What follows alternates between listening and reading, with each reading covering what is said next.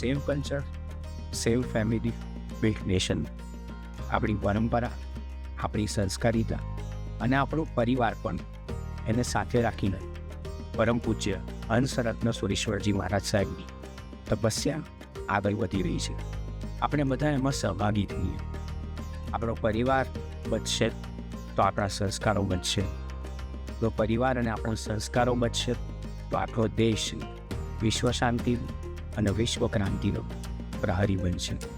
સૌને એ જ અપીલ છે આજના સાકેત શાહના આ પુસ્તક વિમોચન પ્રસંગે કે આપણે બધા સાહેબજીના તપમાં, એમના યજ્ઞમાં આપણાથી બની શકે એટલી આહુતિ આપીએ અને આ જીવનને, સમાજને અને આપણી સમજને જાગૃત કરીએ.